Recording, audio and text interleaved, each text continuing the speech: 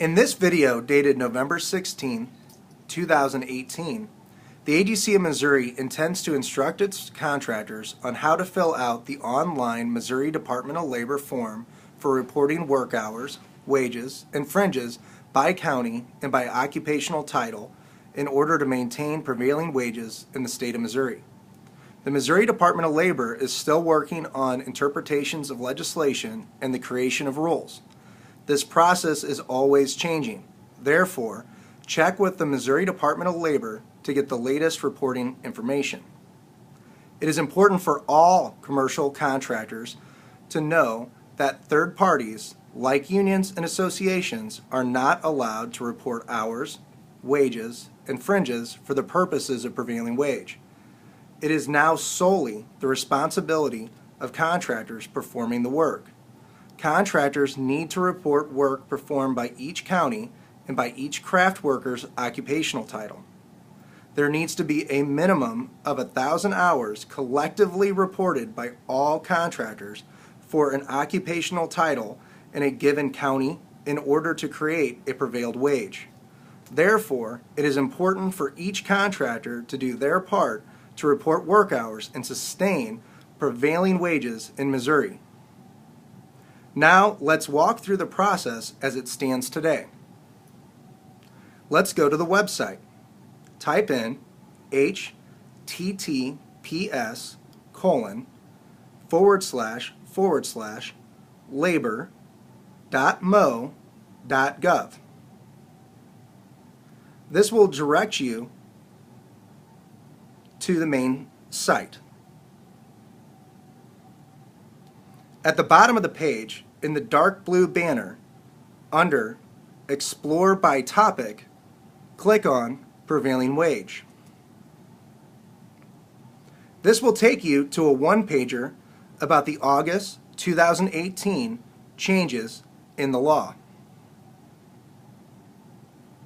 Click on the link in the text of this one-pager, Contractors' Wage Surveys. This will take you to a screen where you can create an account. Simply let the website guide you in the creation of your new account.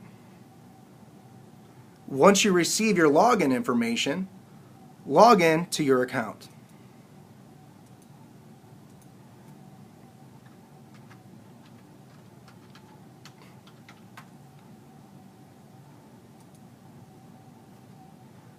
When you log in, you will first see your information, contact information, company information, etc. at the top of the page.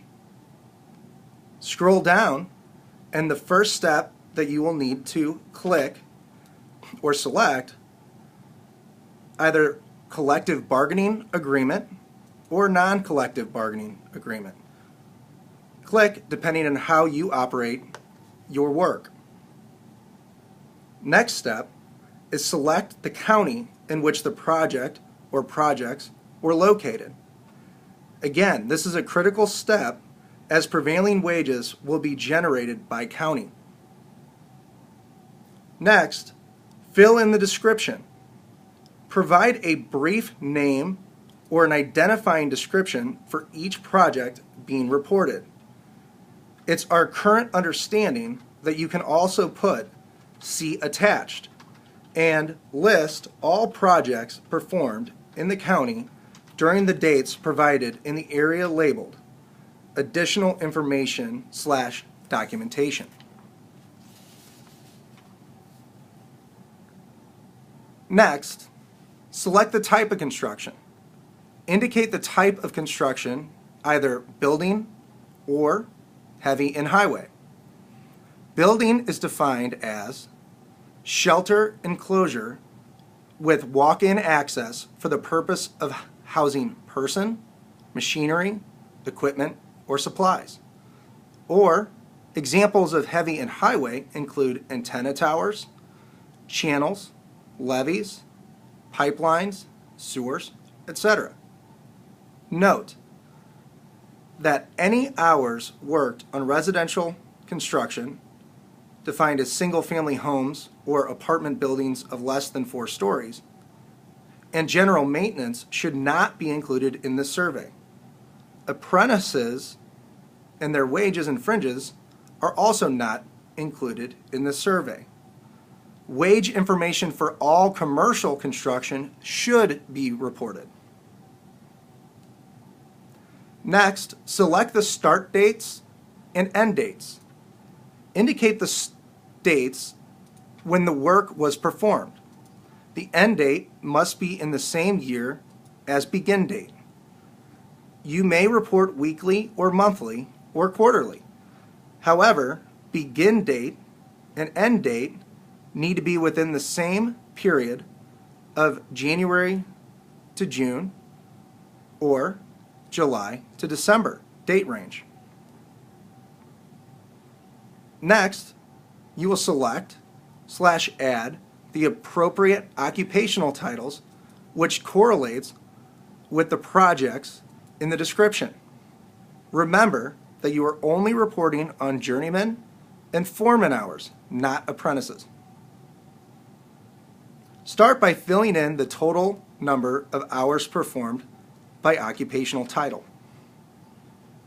Fill in the base hourly wage rate. Fill in the health and welfare hourly rate. Fill in the pension hourly rate. Fill in the vacation hourly rate. Note that in certain packages, the vacation is actually a deduction from the wage and should not be included, but if it is not a deduction from the wage, it should be included and added to the total wage package. Next, fill in the apprentice training hourly rate. If applicable, fill in any supplementary hourly rates like annuities. If applicable, fill in any holiday hourly rates.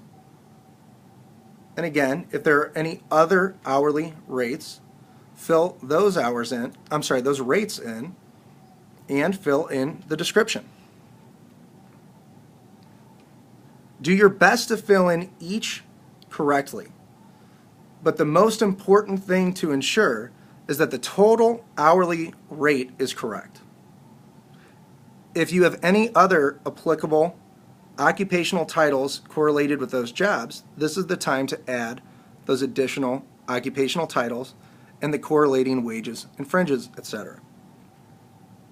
Next, you will go to add any additional information/documentation. Again, this could be used to list the names or identification numbers of the various projects that pertain to the above occupational titles, wages, and fringes from work performed in this county. Once you've completed that, it's time to fill in the first and last name to sign the submittal. Next, check Agree to the terms and conditions.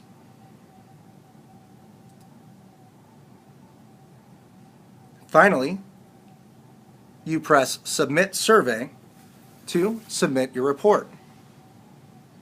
Once that is complete, you will receive a confirmation email, which should be a PDF of exactly what you submitted. Again, remember that the prevailing wage rules are continuing to change, and official rules have not yet been promulgated.